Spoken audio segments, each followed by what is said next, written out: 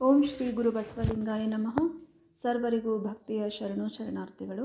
ತರಂಗಿಣಿ ವೀರವಿರಾಗಿಣಿ ಅಕ್ಕ ಮಹಾದೇವಿ ತಾಯಿಯವರ ಜೀವನ ಚರಿತ್ರೆಯನ್ನು ಆಧರಿಸಿದ ಕಾದಂಬರಿ. ಈ ಕಾದಂಬರಿಯ ರಚನಾಕಾರರು ಜಗದ್ಗುರು ಮಾತೆ ಮಹಾದೇವಿ ಅವರು.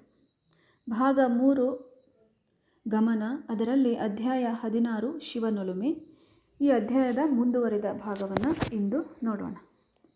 ಸುಖ ದುಃಖ ಆಸೆ ನಿರಾಶೆಗಳ ಸಂವೇದನೆಯ ಅಲೆಗಳಿಂದ ತುಂಬಿದ ಮನೋಸರಸಿಯಲ್ಲಿ ತೇಲುತ್ತಲೇ ಮಹಾದೇವಿ ಪೂಜೆ ಮಾಡಿದಳು. ಚೆನ್ನಮಲ್ಲಿಕಾರ್ಜುನ, ನಾನು ನಿನ್ನನೊಲಿಸುವ ಪರ್ಯಂತಯ್ಯ. ಕಡಿದಾದ ಎತ್ತರವಾದ ಬೆಟ್ಟದ ಬುಡದಲ್ಲಿ ನಿಂತು ಬೆಟ್ಟದ ತುದಿಗೆ ಕಣ್ಣಿಟ್ಟಂತಾಗಿದೆ ನನ್ನ ಪರಿ. ಏರುವ ಆಸೆ ಉತ್ಕಟವಾಗಿದೆ, ಮಾರ್ಗ ವಿಧಾನ ತಿಳಿಯದು. ಅಷ್ಟವಿಧಾರ್ಚನೆಯಿಂದ ಒಲಿಸೋಣ ಎಂದರೆ ನೀನು ಕೇವಲ ಬಹಿರಂಗ ಕ್ರಿಯೆಗಳಿಗೆ ಸಿಗುವವನಲ್ಲ. ಅಂತರಂಗದ ಗುಡಿಯಲ್ಲಿ ಹೃದಯ ಪೀಠದ ಮೇಲೆ ಪ್ರತಿಷ್ಠಾಪಿಸಿ ಧ್ಯಾನವನ್ನು ಮಾಡಿ ಒಲಿಸೋಣ ಎಂದರೆ ನೀನು ವಾಕು ಮನಗಳಿಗೆ ಅತೀತ. ಪದಗಳಿಂದ ಸ್ತೋತ್ರಗಳಿಂದ ನಿನ್ನ ಮನವನ್ನು ಸೆಳೆಯೋಣ ಎಂದರೆ ನೀನು ಸಂಗೀತಕ್ಕೆ ಅತೀತನು. ವಿಚಾರಗಳ ಬಲದಿಂದ ಒಲಿಸೋಣ ಎಂದರೆ ಬುದ್ಧಿಯು ಒಂದು ಹಂತದಲ್ಲಿ ನಿಂತು ಬಿಡುತ್ತದೆ. ಅದಕ್ಕೆ ಅತೀತನಾಗಿ ನೀನು ಸಾಗುವೆ. ನನ್ನ ಹೃದಯ ಕಮಲದಲ್ಲಿ ನಿನ್ನನ್ನು ಅಡಗಿಸಿ ಇಟ್ಟುಕೊಳ್ಳೋಣ ಎಂದರೆ ಜಗವನ್ನೆಲ್ಲ ತುಂಬಿ ತುಳುಕುವ ಸರ್ವವ್ಯಾಪಿ ನೀನು.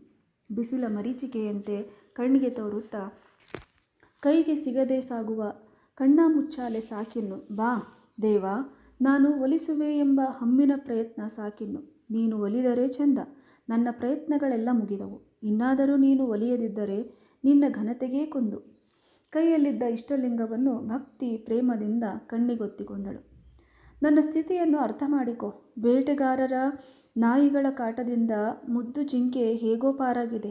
ಓಡಿ ಓಡಿ ದಣಿದ ಅದಕ್ಕೆ ಬಾಯಾರಿಕೆಯಾಗಿದೆ. ನೀರಿಲ್ಲದಿದ್ದರೆ ಸಾಯುವುದು. ಹಾಗೆಯೇ ಕಾನನದಲ್ಲಿ ಕಾಮನೆಂಬ ಬೇಟೆಗಾರ, ಪಂಚೇಂದ್ರಿಯಗಳೆಂಬ ನಾಯಿಗಳು, ಈ ವಿಷವೃತ್ತದಿಂದ ನನ್ನ ಮನದ ಜಿಂಕೆ ಪಾರಾಗಿದೆ. ಪ್ರಭು ಮಹಾದೇವ, ಇದು ಬಾಯಾರಿ ಬಸವಳಿದಿದೆ. ಕಾರುಣ್ಯಾಮೃತದ ನೀರನ್ನು ಎರೆಯಲಾರೆಯಾ? ಮಹಾದೇವಿಯ ದುಃಖ ಶಿಖರವನ್ನು ಮುಟ್ಟಿತು. ನೀನು ಅದೆಷ್ಟೇ ಪರೀಕ್ಷೆ ಮಾಡು, ನಾನು ಸೋಲುವುದಿಲ್ಲ. ಕೇಳುವೆಯೋ ಬಿಡುವೆಯೋ ಎಂಬ ಚಿಂತೆ ನನಗೇತಕ್ಕೆ? ನಿನ್ನನ್ನು ಕುರಿತು ಹಾಡಿದರೆ ನನಗೆ ಸಮಾಧಾನ. ನಿನಗೆ ನನ್ನನ್ನು ನೋಡುವಷ್ಟು ಸಹನೆ ಪ್ರೇಮವಿದೆಯೋ ಇಲ್ಲವೋ? ಆದರೆ ನಾನು ಮಾತ್ರ ನಿನ್ನನ್ನು ನೋಡಿ ಹಿಗ್ಗಿದಲ್ಲದೆ ಬದುಕಲಾರೆ.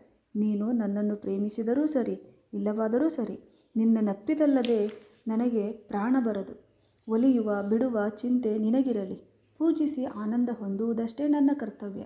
ದೇವ, ನಿನ್ನನ್ನು ಕುರಿತು ಇನ್ನು ನಾನೇನನ್ನೂ ಕೇಳೆನು. ನಿಷ್ಠಾಪೂರ್ವಕ ಸಾಧನೆಯಲ್ಲಿ ನಾನು ಆನಂದ ಪಡುವೆ. ಅರ್ಚನೆಯ ಆನಂದದ ಸರಸಿಯಲ್ಲಿ ಅರಸಂಚೆಯಾಗಿ ತೇಲುವೆ. ಮಹಾದೇವಿಯ ಉದ್ವೇಗ ತುಸು ಶಮನವಾಯಿತು. ಹಾಲು ಇಲ್ಲಿಯ ತನಕ ಕಾಯ್ದು ಆತ್ಯಂತಿಕ ಮಟ್ಟವನ್ನು ಮುಟ್ಟಿ ಉಕ್ಕಿತು. ನಾನು ಒಲಿಸಿಕೊಳ್ಳುವೆ ಎಂಬ ಪ್ರಯತ್ನದಲ್ಲಿ ಅಹಂನ ಅಂಶವಿದೆ. ಇದು ಅಳಿಯಬೇಕು. ತನ್ನ ಕರ್ತವ್ಯವನ್ನು ತಾನು ಮಾಡಿ ಒಲಿಯುವುದನ್ನು ದೇವರಿಗೆ ಒಪ್ಪಿಸಿಬಿಡಬೇಕು ಎನ್ನಿಸಿತು. ಹಾಲಿನ ಕಾವು ಇಳಿಯುವಂತೆ ಉದ್ವಿಗ್ನತೆ ಶಾಂತವಾಗತೊಡಗಿತು. ಯಾವ ಹೊಯ್ದಾಟವಿಲ್ಲದ ಸಮಚಿತ್ತದ ಸ್ಥಿತಿ ಒದಗಿ ತ್ರಾಟಕ ಯೋಗವನ್ನು ಮಾಡಲು ತೊಡಗಿದಳು. ತನ್ನ ಕೈಯೊಳಗಿನ ಇಷ್ಟಲಿಂಗ ಸಹ ಕಾಣದಾಯಿತು. ಶರೀರದ ನರನಾಡಿಗಳು ಮಿಡಿಯತೊಡಗಿದಂತಾಯಿತು. ಇದ್ದಕ್ಕಿದ್ದಂತೆಯೇ ಇಷ್ಟಲಿಂಗದಿಂದ ಬೆಳಕೊಂದು ಉದ್ಭವಿಸಿತು. ಅದೊಂದು ಆಕಾರವನ್ನು ತಳೆಯತೊಡಗಿತು. ಹೊಳೆವ ಕೆಂಜಡೆ, ಮಣಿಮುಕುಟ, ಶುಭ್ರವಾದ ದಂತಪಂಕ್ತಿ, ಪ್ರೇಮಾಸಕ್ತ ನಗೆಮೊಗ, ಕಾರುಣ್ಯ ಮಿಶ್ರಿತ ತೇಜಪೂರ್ಣ ಕಣ್ಣುಗಳು, ದಿವ್ಯ ಸ್ವರೂಪ ಘನೀಭೂತವಾಗಿ ಬಂದು ತನ್ನೆದುರು ನಿಂತು ಬಿಗಿದಪ್ಪಿದಂತಾಯಿತು. ತನ್ನ ಮೈಯನ್ನು ಚೈತನ್ಯದ ಪ್ರವಾಹವಾಗಿ ಒಳಹೊಕ್ಕಿತು. ಮಾತು ಮೌನವಾಯಿತು. ಸರ್ವಾಂಗವನ್ನು ಅಲ್ಲಾಡಿಸಿದ ಅನುಭವ ಮಿಂಚು ಮೈಯಲ್ಲಿ ಹರಿದಾಡಿದಂತಾಯಿತು. ಬೆಳಗಿನ ಸುಳಿಯಲ್ಲಿ ಸಿಕ್ಕಿ ತಾನು ಗರಗರನೆ ಸುತ್ತಿದಂತಾಯಿತು. ಪೂಜೆಗಾಗಿ ಹಿಡಿದಿದ್ದ ಇಷ್ಟಲಿಂಗವನ್ನು ಗಂಧದ ಕರಡಿಗೆಯಲ್ಲಿರಿಸಿಕೊಂಡಳು. ಯಾವುದೋ ಅದೃಶ್ಯ ಶಕ್ತಿ ಅವಳತನವನ್ನು ಕಸಿದುಕೊಂಡು ತನ್ನತನವನ್ನು ತುಂಬಿದಂತಾಯಿತು. ಕಣ್ಣುಗಳು ಭಾರವಾಗಿ ಮುಚ್ಚಿದವು. ಅನಾಹತನಾದ ಹೃದಯ ವೀಣೆಯ ಕೇಂದ್ರದಿಂದ ಮಿಡಿಯತೊಡಗಿ ಆ ನಾದದ ಅಲೆಗಳು ಸರ್ವಾಂಗವನ್ನು ಬಳಸಿಕೊಂಡು ತನ್ನ ದೇಹವೇ ಒಂದು ವೀಣೆಯಾಗಿ ಮಿಡಿಯತೊಡಗಿದೆ ಎನ್ನಿಸಿತು. ತನ್ನ ಮನಸ್ಸು ಬುದ್ಧಿಗಳ ವಶದಲ್ಲಿ ಯಾವುದೂ ಉಳಿಯಲಿಲ್ಲ. ಭಾವ ಸಮಾಧಿಯಲ್ಲಿ ಮೈ ಮರೆತ ಆಕೆ ಸ್ವಲ್ಪ ಕಾಲದ ಬಳಿಕ ಕುಳಿತಲ್ಲೇ ನೆಲಕ್ಕೆ ಉರುಳಿದಳು. ಹರಳೆಣ್ಣೆಯ ಸೊಡರು ಆರಿ ಕತ್ತಲೆ ಆವರಿಸಿತು. ಪೂರ್ವ ದಿಗಂತದ ಕಡೆಗೆ ಮುಖವಾಗಿದ್ದ ಕಿಟಕಿಯ ಮೂಲಕ ಸೂರ್ಯನ ಕಿರಣಗಳು ಮೈಯನ್ನು ಬಿಸಿಗೊಳಿಸಿದಾಗ ಮಹಾದೇವಿ ಕಣ್ತೆರೆದಳು. ಬಾಲಸೂರ್ಯನ ಹೊಂಗಿರಣದಲ್ಲಿ ಜಗತ್ತು ಮೀಯುತ್ತಿತ್ತು. ಕಿಟಕಿಗೆ ಸಮೀಪದ ಮಾಮರದ ಮೇಲೆ ಕೋಗಿಲೆ ಕೂಗುತ್ತಿತ್ತು. ರವಿ ಆಗಮನದಿಂದ ಲೋಕದ ಚೇಷ್ಟೆಗಳು ಪ್ರಾರಂಭವಾಗತೊಡಗಿದ್ದವು. ಗುಬ್ಬಿ ಗೊರವಂಕಗಳ ಕೀಚಲ ಧ್ವನಿ ಕರ್ಣದ್ವಾರವನ್ನು ಬಡಿಯಿತು. ಕಣ್ಣನ್ನು ಸವರಿಕೊಂಡು ಮೇಲೆದ್ದಳು. ಎದೆಯ ಮೇಲಿನ ಕರಡಿಗೆಯನ್ನು ಕಣ್ಣಿಗೊತ್ತಿಕೊಂಡು ಸದ್ಗುರು ಗುರುಲಿಂಗದೇವ, ಚನ್ನಮಲ್ಲಿಕಾರ್ಜುನ, ಜಂಗಮಮೂರ್ತಿ ಜಗದ್ಗುರು ಬಸವಣ್ಣ ಎಂದು ಗುರುಲಿಂಗ ಜಂಗಮ ಧ್ಯಾನವನ್ನು ಮಾಡಿ ಕುಳಿತಳು. ತಾನೆಲ್ಲಿರುವೆ ಎಂಬುದನ್ನು ಅರಿಯಲು ವೇಳೆ ಹಿಡಿಯಿತು. ನಿನ್ನೆಯ ಚಿತ್ರವೆಲ್ಲ ಕಣ್ಣ ಮುಂದೆ ಬಂದಿತು. ಚಾಪೆಯ ಮೇಲೆ ಪೂಜೆಗೆ ಕುಳಿತವಳು ಹಾಸಿಗೆಯನ್ನೂ ಮರೆತು ಉರುಳಿದ್ದಳು. ಮೈಯಲ್ಲಿ ಚೈತನ್ಯದ ಸಂಚಾರವಾಗತೊಡಗಿತ್ತು. ಸೂರ್ಯನ ಕಿರಣ ಸಮಷ್ಟಿಯನ್ನು ಚೇತನಿಸಿದಂತೆ ಶಿವಕಾರುಣ್ಯ ಕಿರಣ ಮಹಾದೇವಿ ವ್ಯಷ್ಟಿಯನ್ನು ಚೇತನಿಸಿತ್ತು. ಅಧ್ಯಾತ್ಮದ ಮಾಮರದ ಮೇಲೆ ಕುಳಿತ ಹೃದಯದ ಕೋಗಿಲೆ ಕುಹೂರವವನ್ನು ಹಾಡತೊಡಗಿತ್ತು.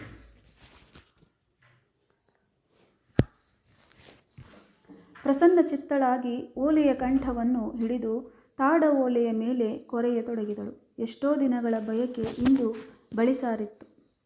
ಹೊಳೆವ ಕೆಂಜಡೆಗಳ ಮಣಿಮುಕುಟದ ಒಪ್ಪುವ ಸುಲಿಪಲ್ಗಳ ನಗೆಮೊಗದ ಕಂಗಳ ಕಾಂತಿಯ ಈರೇಳು ಭುವನವ ಬೆಳಗುವ ದಿವ್ಯ ಸ್ವರೂಪನ ಕಂಡೆ ನಾನು. ಕಂಡೆನ್ನ ಕಂಗಳ ಬರ ಹಿಂಗಿತ್ತೆನಗೆ. ಗಂಡರೆಲ್ಲರ ಹೆಂಡಿರಾಗಿ ಆಳುವ ಗರುವನ ಕಂಡೆ ನಾನು.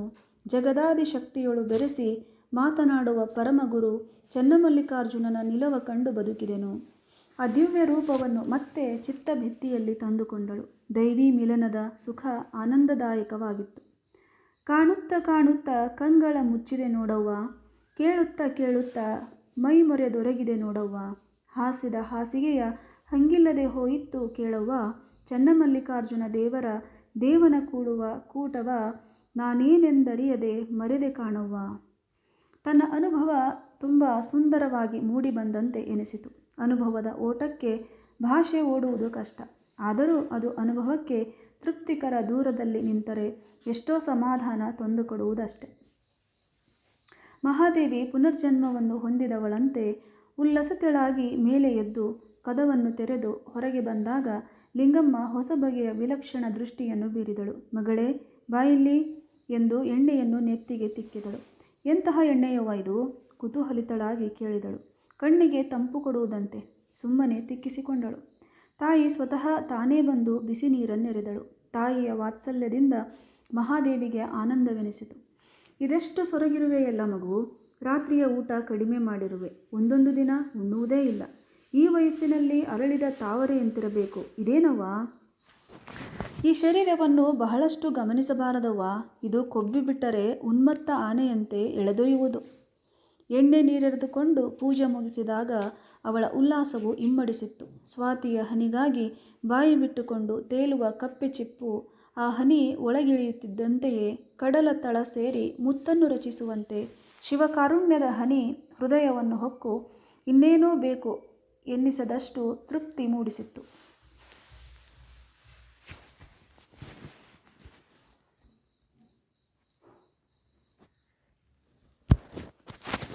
ಪಂಡಿತನಿತ್ತ ಲೇಹದೊಡನೆ ಹಾಲನ್ನು ಬಿಸಿ ಮಾಡಿ ತಂದಳು ಲಿಂಗಮ್ಮ. ಇದೆಲ್ಲ ಏಕವ್ವ? ಇರಲಿ ತಗೋ.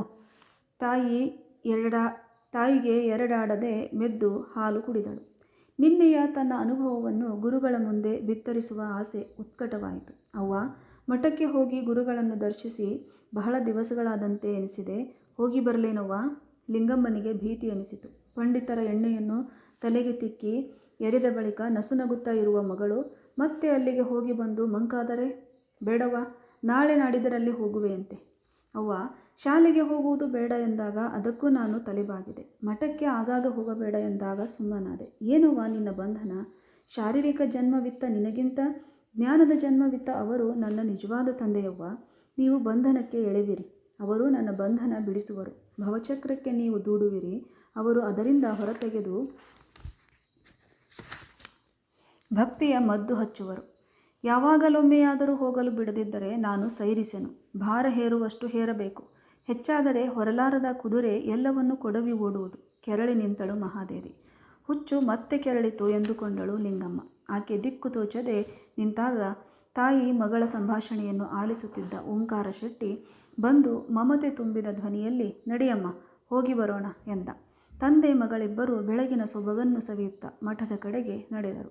ಗುರುಲಿಂಗದೇವರು ಮಠದ ಹಿಂದಿನ ತೋಟದಲ್ಲಿ ಬೆಳಗಿನ ಪೂಜೆಯನ್ನು ಮುಗಿಸಿ ಓದುತ್ತಾ ಕುಳಿತಿದ್ದರು. ಗುರುಗಳು ಅಲ್ಲಿರುವ ಸುದ್ದಿ ಕೇಳಿ ಇಬ್ಬರು ತೋಟಕ್ಕೆ ಬಂದರು. ಗುರುಲಿಂಗದೇವರು ಆಗಲೇ 60ರ ಹತ್ತಿರದಲ್ಲಿದ್ದರು.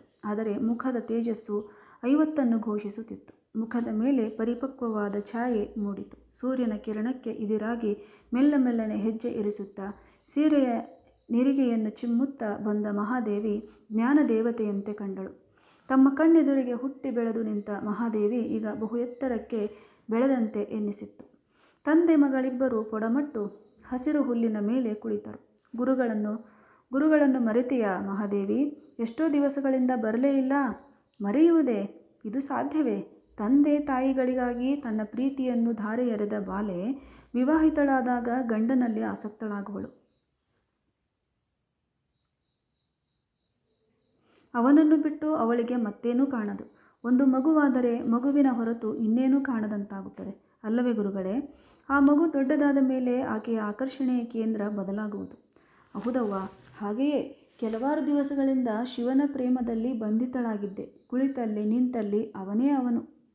ತಾಯಿ ತಂದೆಗಳ ನೆನಪೂ ಸಹ ಆಗಿರಲಿಲ್ಲ. ಇಷ್ಟು ದಿನ ಕಣ್ಣು ಮುಚ್ಚಾಲೆಯಾಡಿಸಿ ನಿನ್ನೆ ತನ್ನ ರೂಪವನ್ನು ತೋರಿಸಿದ ಆ ಕಳ್ಳ, ಹಾಸ್ಯ ಬೆರೆತ ತನ್ಮಯ ಧ್ವನಿಯಲ್ಲಿ ಹೇಳಿದಳು.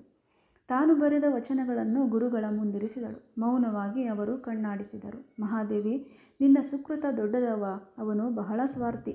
ನಮ್ಮಂತಹವರು ಎಷ್ಟೋ ವರ್ಷ ತಲ್ಲಣಿಸಿದರೂ ಬರದವನು ತನ್ನ ಹೆಂಡತಿಯ ಕರೆಗೆ ಎಷ್ಟು ಬೇಗ ಓಗೊಟ್ಟಿರುವನು. ಈ ಹಲವಾರು ದಿವಸಗಳ ತನ್ನ ಮಾನಸಿಕ ಸ್ಥಿತಿಯನ್ನು ವರ್ಣಿಸಿದಳು. ಮನಸ್ಸು ಉದ್ವಿಗ್ನತೆಯಲ್ಲಿದ್ದರೆ ಕಾರುಣ್ಯವು ಇಳಿಯದು. ಕುದಿಯುವ ಹಾಲಿಗೆ ಹೆಪ್ಪು ಬಿದ್ದಂತೆ ಆಗುವುದು. ನೀನು ಪರಿಪೂರ್ಣ ಶರಣಾಗತಿಯಿಂದ ಶಾಂತಚಿತ್ತಳಾದಾಗಲೇ ಒಲಿಮೆಯಾಗಿದೆ. ಅವನ ಕರುಣೆಯನ್ನು ಹಮ್ಮಿನಿಂದ ಹಕ್ಕಾಗಿ ಕೇಳಿದರೆ ಸಾಧ್ಯವೇ ಇಲ್ಲ. ತಾನಾಗಿ ಒಲಿದುಕೊಟ್ಟರೆ ಕೊಡಬೇಕು. ಆಸೆ ಅಹಂಕಾರದ ಮುಚ್ಚಳ ತೆರೆಯುವ ತನಕ ಕಾರುಣ್ಯ ಒಳಸೇರದು. ದೈವಿ ಕಾರುಣ್ಯವು ಅದ್ಭುತ ರೀತಿಯಲ್ಲಿ ವ್ಯಕ್ತಿತ್ವದ ವಿಕಾಸವನ್ನು ಮಾಡುತ್ತದೆ. ನಿಜ ಗುರುಗಳೇ, ಯಾವುದೋ ಅಸಾಮಾನ್ಯ ಬಲ ಬಂದಂತಾಗಿದೆ. ಆತ್ಮವಿಶ್ವಾಸದ ಬೆಳಗು ಹೊತ್ತಿದೆ. ಕೂಡುವುದು ಬಿಡುವುದು ಅವನ ಇಚ್ಛೆಯಾದರೂ ಸತ್ವಯುತ ಸಾಧನೆ ಸಾಧಕನ ಪಾಲಿನದು. ಜೀವನ ಭಕ್ತಿಯ ಸತ್ವಕ್ಕೆ ಅನುಗುಣವಾಗಿ ಶಿವನ ಶಕ್ತಿಯೂ ಅವರೋಹಿಸುತ್ತದೆ. ದೇವನ ಕರುಣೆ ವಿಶ್ವದಲ್ಲೆಲ್ಲ ಇದ್ದರೂ ಅದನ್ನು ಗ್ರಹಿಸಲು ಸಾಧಕನ ಹೃದಯಕ್ಕೆ ಶಕ್ತಿ ಬೇಕಾಗುವುದು. ಮೋಡ ಸುರಿಸುವ ಮಳೆಯು ಸಮ ಪ್ರಮಾಣದಲ್ಲಿ ಆದರೂ ಎರೆಭೂಮಿ ಕರಗಿ ಅರಳುವುದು. ಕೆಂಪು ಭೂಮಿ ತೋಯುವುದು. ಮರಡು ಭೂಮಿ ತುಸು ಹಸಿಯಾಗುವುದು. ಬೋರ್ಗಲ್ಲು ನೀರನ್ನೇ ಹಿಡಿಯದು. ಸಾಧಕನ ಹೃದಯ ಸಂಸ್ಕಾರ ಇಲ್ಲಿ ಬಹುಮುಖ್ಯ. ಮತ್ತೊಮ್ಮೆ ಮಹಾದೇವಿಯ ವಚನಗಳನ್ನು ಓದಿದರು. ಮಹಾದೇವಿ, ಸಾಕ್ಷಾತ್ಕಾರದಲ್ಲಿ 3 ಬಗೆಯನ್ನು ವಚನ ಸಾಹಿತ್ಯದಲ್ಲಿ ಗಮನಿಸಬಹುದು. ಸಗುಣ ಸಾಕ್ಷಾತ್ಕಾರ, ಆತ್ಮ ಸಾಕ್ಷಾತ್ಕಾರ, ಪರಮಾತ್ಮ ಸಾಕ್ಷಾತ್ಕಾರ. ಆತ್ಮ ಪರಮಾತ್ಮ ಸಾಕ್ಷಾತ್ಕಾರವನ್ನು ನಿರ್ಗುಣದಲ್ಲಿ ವಿಂಗಡಿಸಬಹುದು. ನೀರಿಗೆ ತನ್ನದೇ ಆದ ಆಕಾರವಿಲ್ಲ. ಯಾವ ಆಕಾರದ ಪಾತ್ರೆಯಲ್ಲಿ ಹಾಕಿದರೆ ಆ ಆಕಾರ ತಾಳುವುದು. ಗುಂಡಾದ ಪಾತ್ರೆಯಲ್ಲಿ ಹಾಕಿ ಶೈತ್ಯೀಕರಿಸಿದರೆ ಗುಂಡಾದ ಮಂಜುಗಡ್ಡೆಯಾಗಿ ನಮಗೆ ತೋರುವುದು. ಹಾಗೆಯೇ ದೇವನು ಹೆಣ್ಣಲ್ಲ ಗಂಡಲ್ಲ, ಅತೀತ ಚೈತನ್ಯ. ಆದರೆ ಭಾಷೆಯ ಬಂಧನದಲ್ಲಿ ಸಿಕ್ಕು ನಾವು ಪುಲ್ಲಿಂಗ ಸ್ತ್ರೀಲಿಂಗ ನಪುಂಸಕವನ್ನು ಬಿಟ್ಟು ಮಾತನಾಡಲಾರದೆ ರೂಢಿಯಲ್ಲಿ ಅವನು ಎನ್ನುತ್ತೇವೆ. ದೇವನು ವ್ಯಕ್ತಿಯಲ್ಲ, ಆದರೆ ಅವನಿಗೆ ವ್ಯಕ್ತಿತ್ವವಿದೆ. ನಿಮ್ಮಂತೆ ಕೈಕಾಲು ಕಣ್ಣು ಮೂಗು ಇರುವವನಲ್ಲ. ಆದರೆ ತಂದೆಯಾಗಿ, ತಾಯಿಯಾಗಿ, ಪತಿಯಾಗಿ, ಸಖನಾಗಿ ಭಕ್ತರ ಕರೆಗೆ ಓಗೊಡುವ ಸಗುಣಪೂರ್ಣ ವ್ಯಕ್ತಿತ್ವವಿದೆ. ಸಗುಣ ಸಾಕ್ಷಾತ್ಕಾರದ ಬಳಿಕ ತನ್ನ ವ್ಯಷ್ಟಿಗತವಾದ ಆತ್ಮ ಸಾಕ್ಷಾತ್ಕಾರ ಅಂದರೆ ಪ್ರಾಣಲಿಂಗ ಸಾಕ್ಷಾತ್ಕಾರ ಮತ್ತು ಸಮಷ್ಟಿಗತವಾದ ಪರಮಾತ್ಮ ಸಾಕ್ಷಾತ್ಕಾರ ಅಂದರೆ ಭಾವಲಿಂಗ ಸಾಕ್ಷಾತ್ಕಾರ ಮಾಡಿಕೊಳ್ಳಬೇಕು. ಅದು ನಿನ್ನ ಮುಂದಿರಬೇಕಾದ ಗುರಿತಾಯಿ. ಮಹಾದೇವಿ ಮೌನವಾಗಿ ತಲೆ ಅಲ್ಲಾಡಿಸಿದಳು. ಇಲ್ಲಿಗೆ 16ನೇ ಅಧ್ಯಾಯ ಮುಕ್ತಾಯವಾಗುತ್ತೆ. ನಾಳಿನ ದಿನ ಮುಂದಿನ ಅಧ್ಯಾಯ ನೋಡೋಣ. ಎಲ್ಲರಿಗೂ ಭಕ್ತಿಯ ಶರಣು ಶರಣಾರ್ಥಿ.